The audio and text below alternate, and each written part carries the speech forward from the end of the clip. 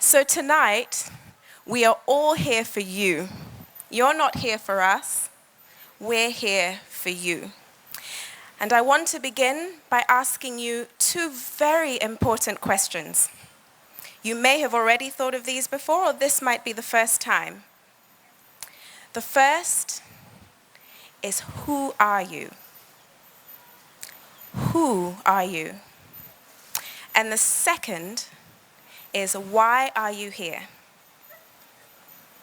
Who are you? I've asked this question to a number of different people in my life, and I've had everything from, the person's name to interest to a job, but you are far more than any one thing that you define yourself by.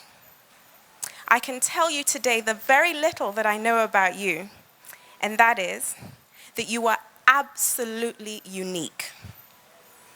You may already know this. It's a well-publicized statistic that every human being, even twins, even identical twins, are different. So there is no other human being on earth identical to you.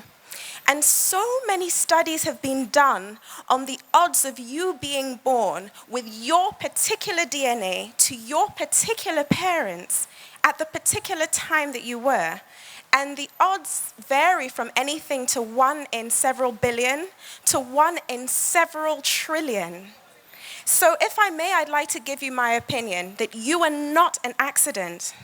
And if you are not an accident, then there must be a reason why you're here. So why are you here? So I'm going to use this to take you on a little journey through time, because you see, I think to answer the question why you are here, you need to know where you are going, because change happens all the time. So here is not the same now as it was when I said it a couple of seconds ago.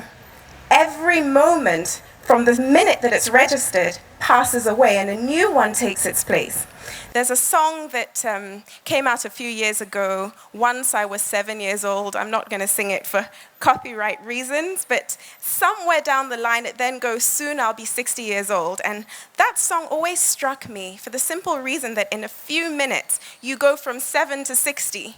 And sometimes life can feel that way. It really, really can, because time is characterized by movement and direction. The question is, your life being equally characterized by movement, are you in control of the direction? Do you know where you're going? So indulge me for a moment. I would like you to imagine your life as a road that is stretched out in front of you, and you are in a car. But there is a twist, you see. This isn't just an ordinary car. This is a time machine. And we're going to use this time machine to explore the timeline of your life. And if I were to ask most people, where would you go first? Well, let me not generalize for everyone. If I were to ask myself, where would I go first? I'd probably say, I'll go back to, when I was this age and this happened and I would, beat this person up. Or I would change that thing, that big failure that I have never gotten over. And I don't blame you. I mean, today we're all telling you stories of where we've come from and where we're going to. And some of these stories have been really, really inspirational and amazing. The fact is that your story can help you on the journey towards your future. But the danger with the past is that it is all too easy to get stuck, especially when you have a strong emotional pull towards something. And trauma in particular can do that to you. It can get you stuck in a particular moment.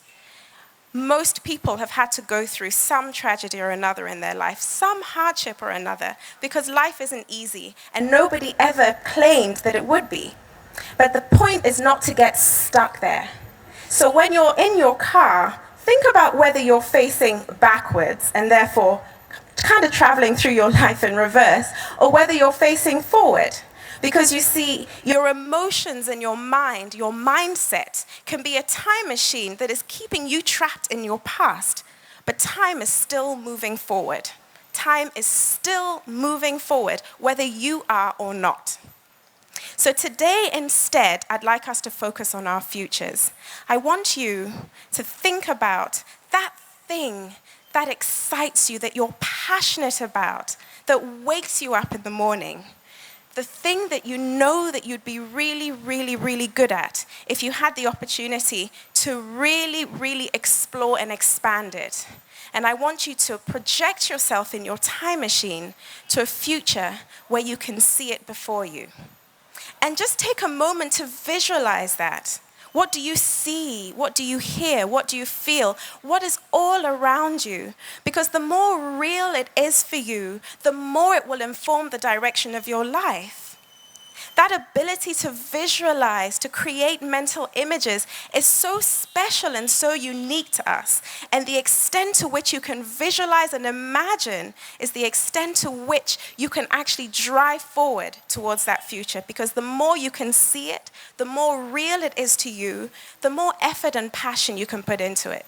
So actually just take a moment. Just take a moment and see it before you. And make it really, really worthwhile, because nobody said it was going to be easy. It isn't easy to strive towards a dream. There will be challenges. We've just heard that there will be many detractors along the way. There really will be. It takes courage. Change takes courage, because you see, if you continue doing things the way you're doing them today, the likelihood is that you're not going to get to your future.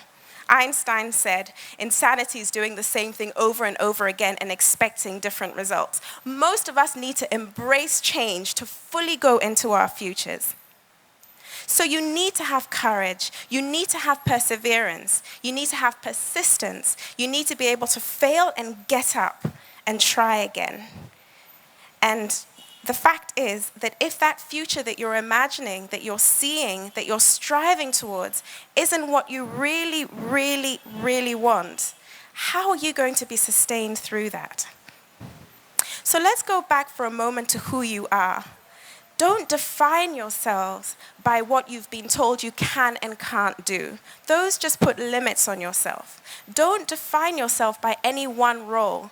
Yes, you may be a mother, you may be a sister, you may be a daughter.